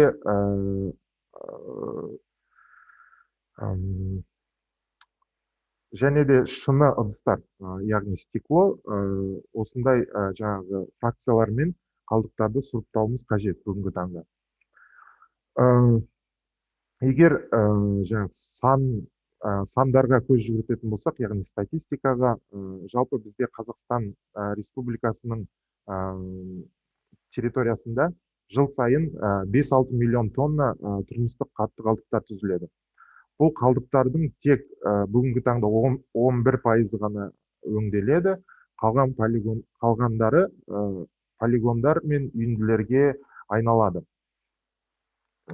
Негізі бұл үлкен мәселе, мемлекет деңгейіндегі. Қазіргі таңда Қазақстанның жоспары бойынша 2030 жылға дейін Қазақстанда түзілетін бүкіл тұрмыстық қатты қалдықтардың 40%-ына жуығы қайта өңделуі жоспарлануда. Сондықтан сол мақсатта бүгінгі таңда жұмыстар жүргізілуде. Және балалар, мен бүгін айта кеткендей, бүгін көбінесе пластикке тоқталамыз. Сондықтан пластик туралы бірнеше ақпарат бере кетсем деген ойым бар. Алдарыңызда көріп тұрған маркировка, яғни пластиктің белгіленуі, негізі бұл белгі не үшін керек? Негізі өздеріңіз білетіндей, әрбір бұйым жасалған кезде оның арнайы химиялық құрамы болады. Ол химиялық құрамына байланысты олар әртүрлі жіктелу керек. Сонымен қатар олар алдағы уақытта қайта өңдеуге жіберілгенде оларды жаңағы қайта өңдейтін зауыттар құрамын түсіну үшін осындай жаңағы белгілеу қолданады. Ең біріншісі ол полиэтилен терефталат деп аталады. Жалпы әлемдегі ең көп таралған пластиктің түрінің бірі полиэтилен терефталаттан бізде қарапайым бөтелкелер, яғни біз күнде ішетін жаңағы сусындардың қаптамасы, бұл қайта өңдеуге жататын пластиктің түрі болып табылады. Мен енді балалар әрбір түрге тоқтай кетсем ұзақ болады, сондықтан бірден айта кетейін, жалпы пластик 7 түрге жіктеледі, және оның тек қана қазіргі таңда 4 түрі қайта өңдеуге жарайды. Қалған 3 түрі қайта өңделмейді. Ол деген поливинил хлорид, 3-ші, 6-ші полистирол және 7-ші қалған пластикалық бұйымдар қайта өңдеуге келмейді. Сондықтан балалар жаңағы пластикті сұрыптаған кезде әрқашан белгісіне қарап жаңағы сұрыптап тастау қажет. Келесі сұрағымыз, пластикалық қалдықтарды қайта өңдеуге қалай дайындауға болады? Мүмкін өздеріңіз білетін де шығарсыздар, мүмкін білмейтін шығарсыздар, бірақ бұл жағдайда айта кету керек. Әрбір қалдықты, әрбір жаңағы қалдықты келесі екінші өмірін жаңағы былайша айтқанда алу үшін оны жаңағы дұрыстап дайындап қайта өңдеуге жіберу керек. Қағаз, картон сияқты бұйымдар олар оңай, өйткені оларды жаңағы жинап салып, егер ішінде металл қапсырмалар болса, оны одан алып тастап, жаңағы алдағы уақытта егер қайта өңдеуге жіберілетін болса, жаңағы зауыттардың жабдықтары бұзылмас үшін металл қапсырмаларды алып тастау керек. Ал әйнекті біз ештеңе істей алмаймыз, бірақ оны жаңағы жуып, тазалап, қайта өңдеуге беру керек. Ал пластикалық бұйымда қалай болады? Қарапайым пластикалық бөтелкені алатын болсақ, ең алдымен біз оны ішін жуып тазалап алуымыз қажет. Себебі ішіндегі жаңағы қалдықтар, олар қайта өңдеу барысында кедергі жасайтын болады. Содан кейін біз оның қақпасын алып, жаңағы сыртындағы мұқабасын алып, сығуымыз қажет. Яғни осы процестерден кейін сығылған бөтелкені және қақпақты қайта өңдеуге жіберуге болады. Ары қарай не болады деген сұрақ, сіздер өткізген пластикалық бұйым қайда барады, олмен не істейді? Бізде қазір Қазақстан Республикасының территориясында қабылдау пунктілері бар. Ол Қазақстанның әрбір қаласында, бірақ өкінішке орай олар бізге керек саны әлі жоқ, бірақ дегенмен әрбір қалада бар. Жиналған қалдықтар, олар жаңа көріп тұрғандарыңыздай суретте бір үйіндіге жиналып, кейіннен зауыттарға апарылады. Бізде Қазақстан Республикасының территориясында, Түркістан облысында, Бадун кентінде GTI компаниясы орналасқан, Green Technology Industries.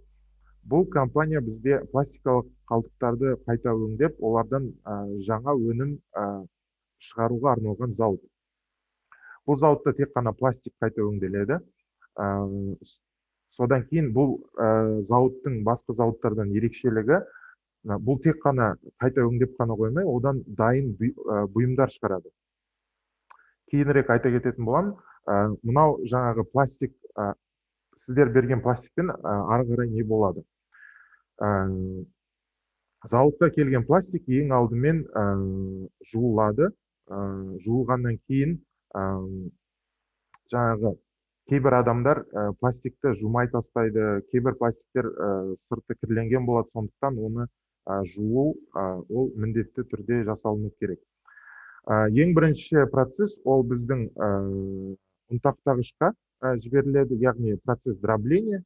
Бұл жерде бірінші суретте көріп тұрғандарыңыздай, мынандай PET флекстер алынады. Бұл PET флекстер жаңағы ұсақ ұнтақ тәрізді заттар. Бұдан кейін арнайы химиялық, термиялық процестерден өтіп, мынандай PET түйіршіктер шығады. Бұл пэт түйіршіктер дайын сырье болып табылады, орысша айтқанда. Бұдан кейін дайын өнімдер шығара беруге болады. Бұл пэт түйіршіктерден кейін қандай өнім алады? Пэт түйіршіктер дайын өнімге материал болғандықтан, одан неше түрлі заттар шығаруға болады. Суретте көріп тұрғандарыңыздай, ол деген ілгіштер, орындықтар, қалақтар, болмаса тіпті киімдер, киімнің наполнитель дейді, орысша айтқанда. Сондай сияқты күнделікті тұрмысқа пайдалы заттарды алуымызға, қолдануымызға болады. Мынау бізде кішкене анықтама, қандай өнім, қандай қайта өңдеуге жіберілген заттан не шығаруға болады.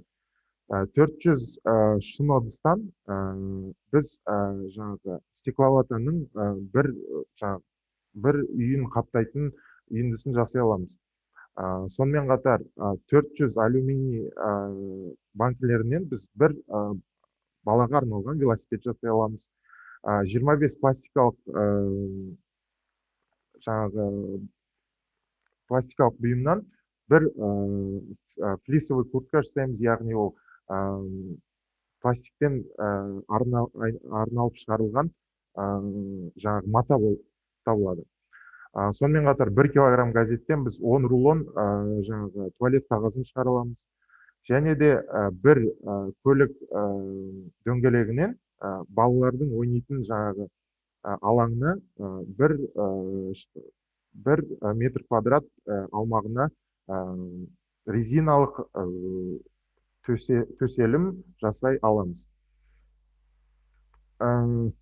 Енді балалар, айта кететін жағдай, біз Планета желісі, біз кімбіз және не істейміз?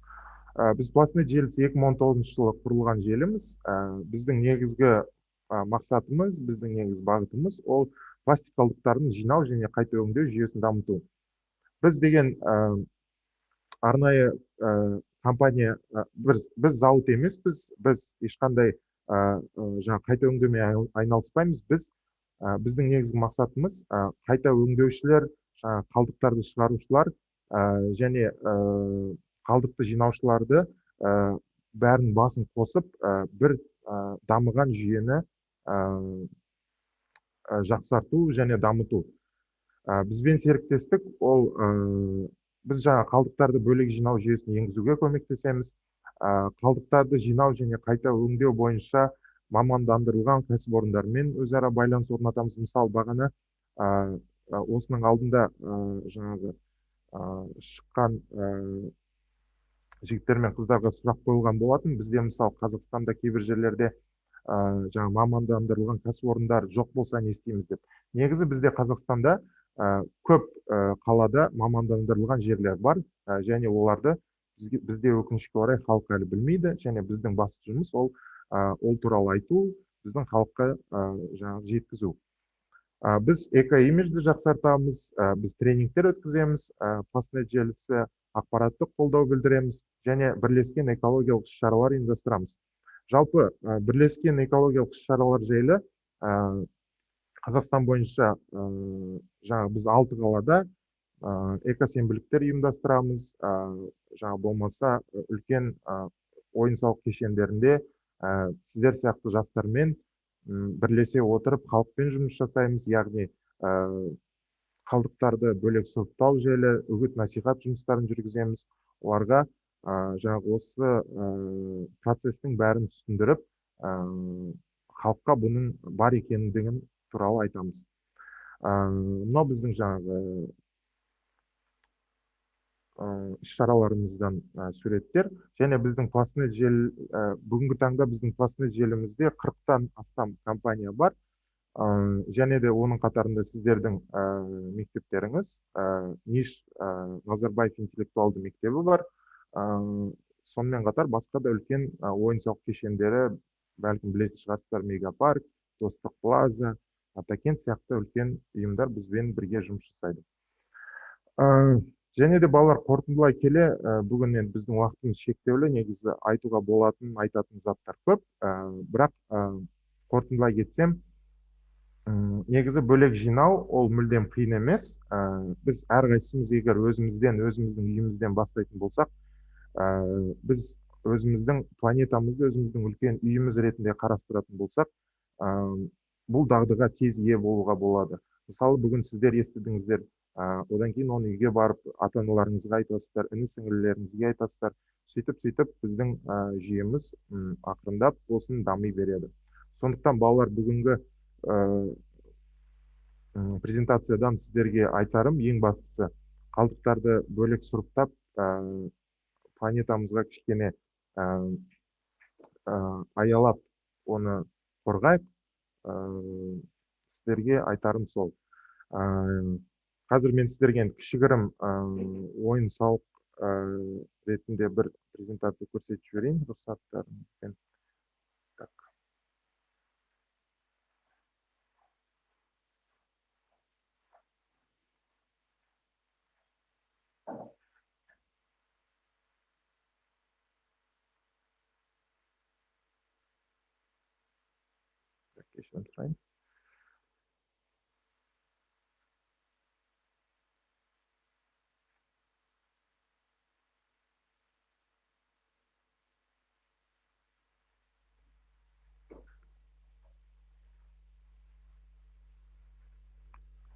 Ал балалар, бірінші сұрақтан бірден бастай кететін болсақ, егер кім жауап бергісі келсе, чатқа жаза беріңіздер, жауаптарыңызды қабылдай береміз. Бірінші сұрақ, ол бізде қалдықтар дегеніміз не? Кім жауап береді?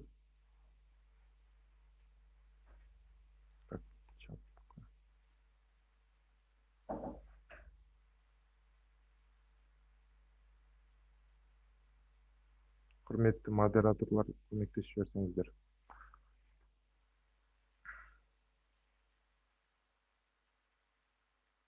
Маған чат көрінбей тұр.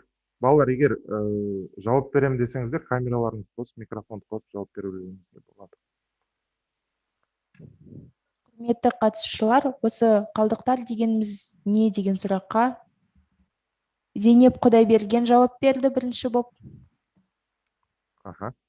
Зейнеп, сізді тыңдап тұрмыз.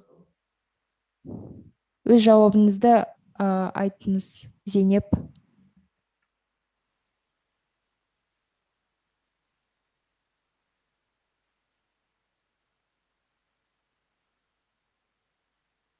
Зейнеп, біз сізді тыңдап тұрмыз. Сәлеметсіз бе? Саламатсыз ба? Қалдықтар дегеніміз табиғи шикізатты өңдеу нәтижесінде пайда болатын заттар мен өндірістік жарамсыз шығарындылар. Және біз қалдықтарды қоқыстармен ажыратпауымыз керек. Қалдықтардың 95% өндіретіндіктен біз оны қалдықтар деп атаймыз. Өте дұрыс. Жауабыңызға 5 деген баға қоямыз. Келесі сұрақ. Бұл жаңағы логикалық сұрақ. Әйнекті қанша рет қайта өңдеуге болады? Қалай ойлайсыздар балалар, әйнекті қанша рет қайта өңдеуге болады? Кім жауап бере алады? Нұрсұлтан Жанзаков жауап берді бірінші болып. Нұрсұлтан, сізді тыңдап тұрмыз.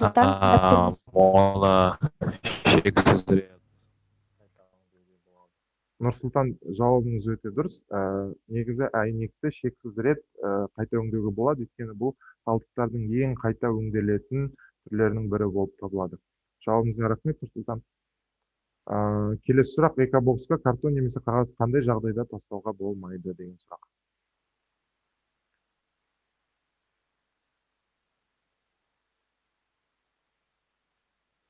Жауаптарыңыз болса, балалар қысылмай айта беріңіздер.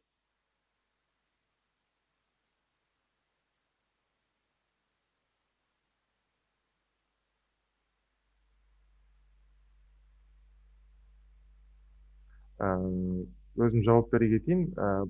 Жоғарыда айта кеткендей, металл қапсырмалары болатын болса, жаңағы қағазды қайта өңдеуге жіберуге болмайды, өйткені ол алдағы уақытта арнайы зауыттарда жаңағы жабдықтардың бұзылуына әкеп соқтыруы мүмкін. Келесі сұрақ. Қалдықтардың ең танымал қайта өңделетін фракциялары қандай?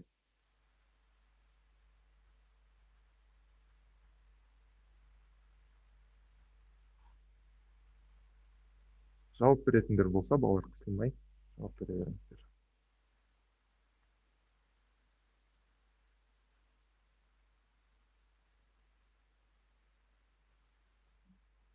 Мында оқушылар сандармен жауап 1, 2, 4, 5 деп жауап беріп жатыр. Дұрыс па екен осы? Я, балалар, ол дұрыс. Сіздердің айтып жатқандарыңыз ол пластик қалдықтары. Жауаптарыңыз дұрыс. Бірақ бұл жерде жаңа фракциялар дұрыс жауабы қағаз, картон, алюминий, пластик, журналдар және әйнек қайта өңделетін фракциялар болып табылады.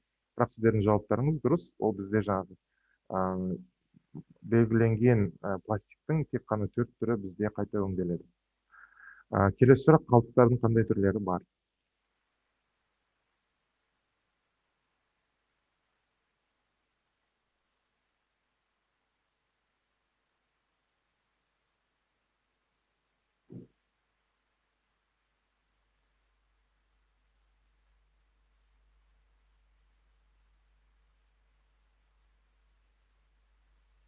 Алишер Ахмет, өз жауабыңызды айтуыңызды сұраймыз.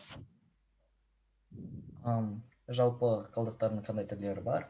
Ол пластик, қағаз, шыны және де өндірістік қалдықтар. Дұрыс. Негізі жаңа жоғарыда айта кеткендей, бізде қалдықтардың қазіргі таңда ең көп кездесетін түрлері ол жаңа тұрмыстық қалдықтар, өндірістік қалдықтар, тамақ өнімдері қалдықтар, қауіпті және электронды қалдықтар.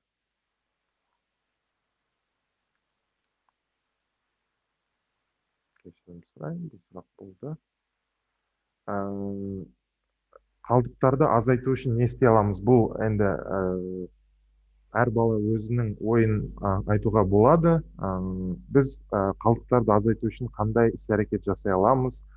Ауамыздың ластануына, жаңағы полигондардың азаюына қандай жалпы іс-шаралар қолдана аламыз күнделікті өзіміз? Дәмелі Қасым, өз жауабыңызды айтып жіберсеңіз. Дәмел, тыңдап тұрмыз. Сәлеметсіздер ме? Саламатсыз. Менің ойымша, қалдықтарды азайту үшін ең бірінші әр адам өзінен бастау керек.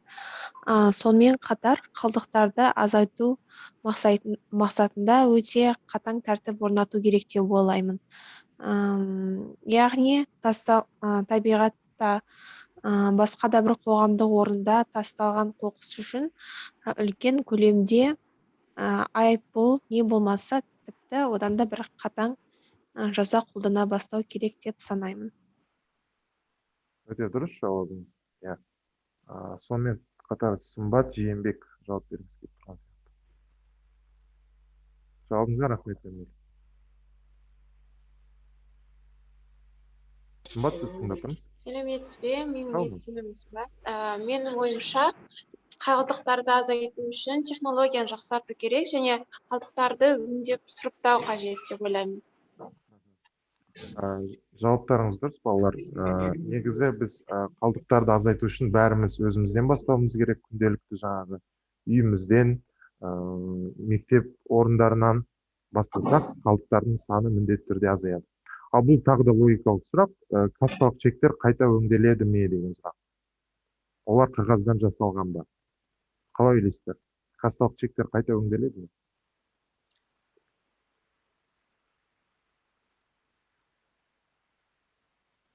Менің ойымша, қағаздан жасалған чектер олар қайта өңделмейді. Себебі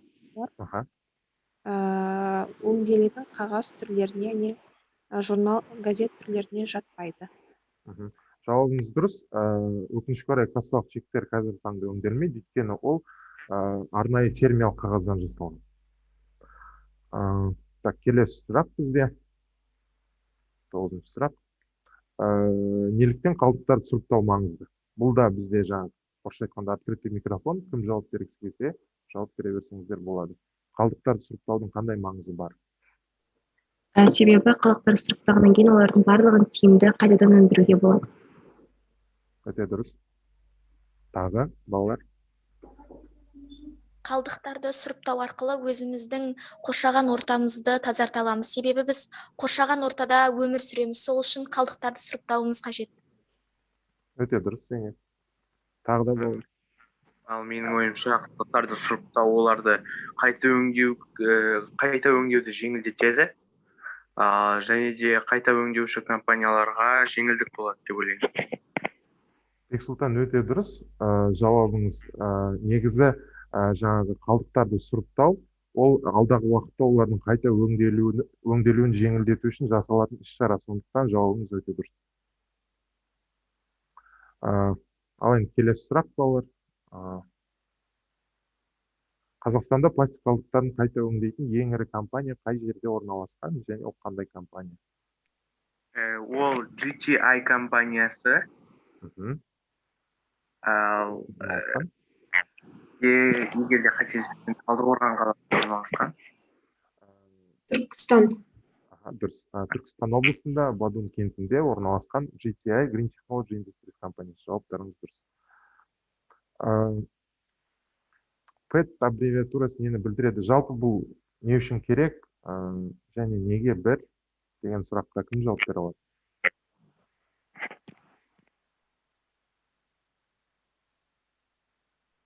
PET аббревиатурасы ол пластиктің түрін көрсетеді. Яғни мына бір белгі оның қайта өңделеді дегенді білдіреді. Өте дұрыс. Жауабыңыз PET аббревиатурасы ол... Қайта беріңіздер. PET дегеніміз ол яғни оңай өңделетін пластиктің түріне жатады. Сондықтан ол бір деген санмен берілген, және де ол ең мысалға пластик бөтелкеге ең таралған. Ең көп таралған пластиктің түрі болып табылады, сондықтан оны PET1 деп белгілейді. Өте дұрыс балалар. Келесі сұрақ, соңғы сұрағымыз. Пластикалық белгілердің саны қанша? Олардың барлығы қайта өңдеуге жарамды ма? Олар жетеу, оның 3, 6 және 7 нөмірлі пластик, яғни өнімдері қайта өңдеуге жарамайды. Олар өңделгенімен ол Қазақстанда емес, мысалы ол Еуропаның кей елдерінде ғана, яғни бүкіл әлем бойынша. Қалған 4 нөмір Қазақстанда да және басқа елдерде де қайта өңделеді. Жауабыңыз өте дұрыс. Осымен біздің ойынымыз аяқталды балалар. Жауаптарыңызға үлкен рахмет. Бексұлтан, сізге рахмет. Зейнеп, сізге рахмет. Барлық қатысқан оқушыларға рахметімізді білдіреміз. Ал егер балалар бұлай сұрақтарыңыз болса, мен жауап беруге дайынмын.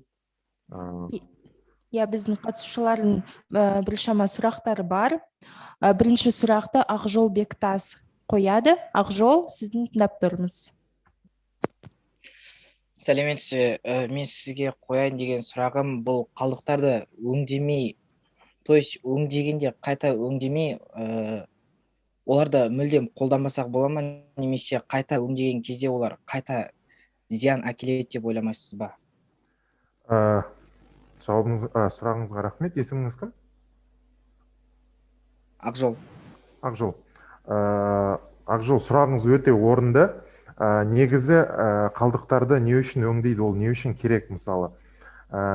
Мен айта кеткенде қазіргі таңда бізде Қазақстанда жаңағы полигондардың саны өте көп.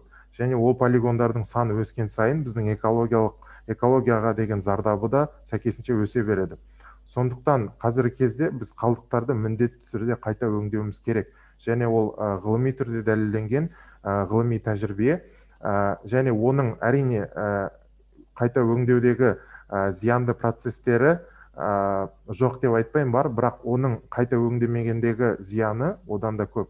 Сондықтан қазіргі таңда жаңағы озық технологиялардың арқасында қайта өңдеу процесі бізде күннен күнге дамуда, сондықтан біз қайта өңдеуді қолдауымыз және ода міндетті түрде атсалысуымыз қажет. Рахмет, көп рахмет. Ақжол, сұрағыңызға рахмет. Келесі сұрақты Зейнеп Құдайберген қояды. Сәлеметсіз бе? Презентацияңызға көп рахмет. Менің қоятын сұрағым, қалдық пен қоқыстың айырмашылығы қандай? Сіз ең басында айтып кеттіңіз, қалдық пен қоқысты ажыратып алдыңыз. Қалдықты не үшін экологиялық мағынада қолданады? Себебі мен айта кеткендей, негізі жалпы біз күнделікті өмірде қоқыс, яғни орысша айтқанда мусор деп айтуға үйреніп қалғанбыз. Бірақ егер жаңағы статистикаға көз жүгіртетін болсақ, бізде полигондарда жатқан қалдықтардың, яғни қоқыстың 95%-ы қайта өңдеуге жарамды, яғни ол қоқыс болып есептелмейді, ол қалдық. Ол қалдықты қайта өңдеуге болады. Оған екінші өмір сыйлауға болады. Сондықтан оны қоқыс деп айту кішігірім қате болады. Рахмет. Зейнеп, рахмет сізге. Қаламқас Жарқынбаева, сіздің сұрағыңызды күтеміз.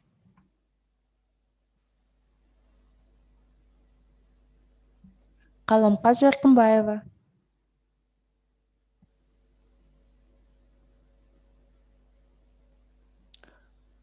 Келесі сұрақты Бексұлтан Төлеген қояды. Бексұлтан. Яғни сіздердің компанияларыңыз Қазақстанның бүкіл қалаларында бар ма? Және де сіздің компанияңыздың филиалдары аудан орталықтарында ашыла ма? Бексұлтан, сұрағыңызға рахмет. Негізі біздің компания тек қана Алматы қаласында орналасқан. Бірақ қазіргі таңда біз Қазақстанның 6 қаласында жұмысымызды жасап жатырмыз. Ол Тараз, Шымкент, Павлодар, Петропавловск, Өскемен және Алматы қалалары. Бірақ алдағы уақытта мен сенімдімін, біз жаңа басқа қалаларға, басқа жаңа аудан аймақтарына шығатын боламыз. Және оған әрине сіздердің, жастардың көмегі қажет. Алдағы уақытта оның бәрін жасайтын, дамытатын боламыз.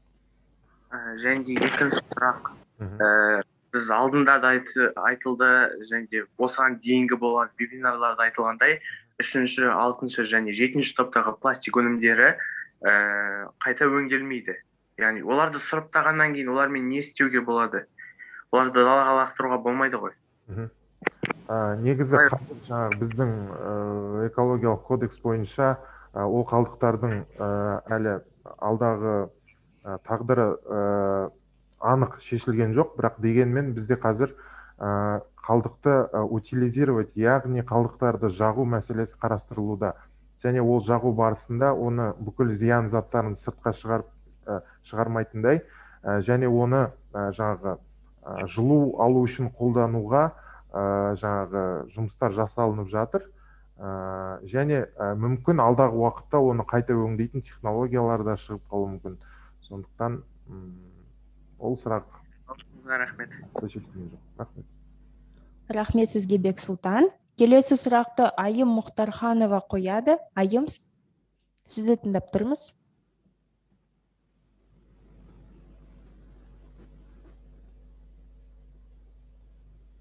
Айым, сұрағыңызды қойыңыз.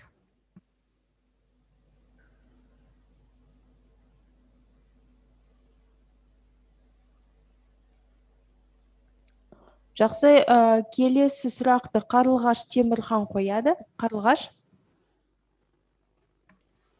Қайырлы күн. Барлық берген ақпараттарыңызға рахмет. Және қалай ойлайсыз, неліктен біздің елімізде сұрыптау немесе өңдеулер ірі Алматы, Нұр-Сұлтан қалаларында жүзеге асырылады да, сосын Қарағанды немесе Қызылорда секілді қалаларға жетпей қалып жатады? Қарлығаш, сұрағыңыз өте орынды, сұрағыңызға рахмет. Негізі бүгінгі күні жалпы Қазақстан бойынша қайта өңдеудің ең жоғары пайызы ол Алматы қаласында. Бірақ негізі экономиканың дамуына егер былай қарайтын болсақ, бүкіл жаңағы даму үлкен қалалардан басталады. Бірақ дегенмен ол жаңағы басқа қалалар туралы ұмыту деген себеп емес. Қазір кезде жаңағы ауылды аймақтарды, жаңағы басқа Тараз, сіз айтқан Қарағанды, Қызылорда сияқты қалаларды дамытуға барынша жалпы тырысып жатырмыз. Бірақ жаңа сіз айта кеткен қалаларда негіз қайта өңдейтін компаниялар бар. Мысалы Қарағанды қаласында, егер қателеспейтін болсам, Радуга компаниясы бар, жаңа қайта өңдеумен айналысатын. Және де негіз балалар, біз күнделікті біле бермейміз, бірақ біздің негізі Қазақстанның әрбір қаласында деп айталам, қайта өңдейтін компаниялар бар. Бірақ олардың жаңағы, мысалғы, мен айтып кеткен GTI компаниясының қандай өзгешілігі бар? Олар жаңағы тек қана сырье дейді ғой, пэт түйіршіктерді ғана шығарады. Олар дайын өнім шығармайды, өйткені ол жаңағы үлкен қаражатты және жаңағы озық технологиялар қажет етеді. Бірақ негізі бізде жаңағы сұрыптайтын және оны қайта өңдейтін компаниялар Қазақстанның әрбір өңірінде бар. Егер жаңағыдай қай жерден табам, не істеймін деген сұрақтарыңыз болса, біздің Планета инстаграмына тіркелсеңіздер болады. Біз сол жерде бүкіл ақпаратпен бөлісеміз, қай жерге өткізу керек, қай қалада қандай компания бар, сол туралы ақпараттың бәрін біздің жаңағы сайттан ала аласыздар. Тағы бір сұрақ қойсам болады ма? Тыңдап тұрмын. Қазақстанда қаншалықты көп қоқыс шығарылады және 11% өңделген деген ол біздің мемлекет үшін өте аз емес па? Әрине ол өте аз.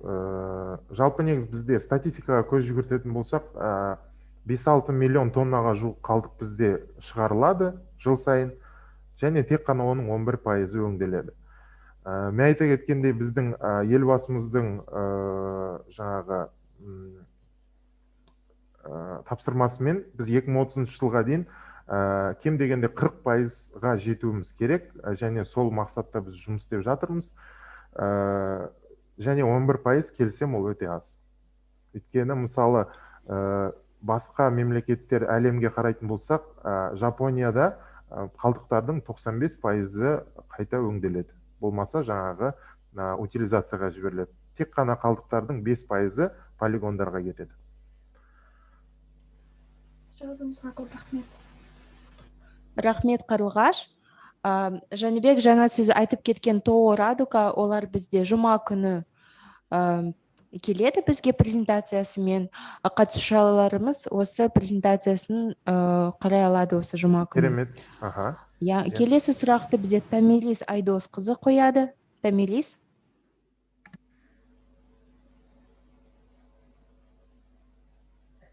Өңдеуге келмейтін қалдықтардың саны қаншалықты көп? Егер олар күннен күнге өсе берсе, онда болашақта оларды толығымен жоюға мүмкіндігіңіз бар ма? Сұрағыңызға рахмет. Негізі қазіргі уақытта қайта өңделмейтін қалдықтар енді шығарылмайды. Өйткені жалпы әлемдік тәжірибе бойынша, әлемдік заңнама бойынша, егер сіздің жаңағы шығаратын затыңыз қайта өңделмейтін болса, оны шығаруға болмайды. Сіз егер жаңа өнім шығаратын болсаңыз, оны міндетті түрде қайта өңдеу жаңағы тәсілінде ойлап шығаруыңыз керек. Сәйкесінше алдағы уақытта енді қайта өңделмейтін заттар шығарылмайды. Бірақ қазір уақытта әрине бізде бар жаңағы қайта өңделмейтін заттар. Олардың тағдыры алдағы уақытта шешілетін болады, бірақ дегенмен бізде жаңағы сжигание отходов алдағы уақытта қарастырылуда. Қазақстанның бірнеше қаласында мүмкін жаңағы қоқысты жағатын зауыттар салынуы мүмкін. Бірақ бұл әлі белгісіз, бірақ дегенмен жаңағы қайта өңделмейтін қалдықтардың тағдыры сондай болмақ. Рахмет. Сізге Тамилис. Келесі сұрақты жаңа техникалық ақаулар болған Айым Мұхтарханова қояды. Айым, сізге. Сәлеметсіз бе? Сәлеметсіз бе? Мен сізге қоятын сұрағым, пластик қалдықтары адам өмірі үшін қаншалықты зиян, және не үшін Қазақстанда қалдықтарды қайта өңдеу бойынша көрсеткіш әлі де аз? Жалпы егер менің презентациямды мұқият тыңдаған болсаңыз, пластик бұйымының, пластик қалдығының негізгі зияны ол жаңағы полигонда жиналған кезде басқа да қалдықтармен жаңағы химиялық процеске ұшыраған кезде метан газын бөледі. Ол газ адам ағзасына өте зиян, және ол біздің ағзамызда ракты тудыратын зиянды заттардың бірі. Сондықтан ол жаңағы зиян заттардың қатарына жатады пластик. Ал жаңа қайта өңдеу неге дамымай жатыр деген сұраққа бізде қазір енді біздің мемлекет жас, біздің мемлекеттің әлі болашағы зор. Сондықтан біз қазіргі күннен бастап жұмыс істейтін болсақ, сіздер мен біздер жас буын алдағы уақытта біз оның бәрін дамытатын боламыз. Рахмет сізге, Айым. Енді соңғы сұрақты бізде Жанерге Қайратқызы қояды. Жанерге? Сәлеметсіз бе? Мен сізге сұрағым, пластикалық заттардың орнына қандай заттармен қолдануға кеңес бересіз? Өте дұрыс сұрақ.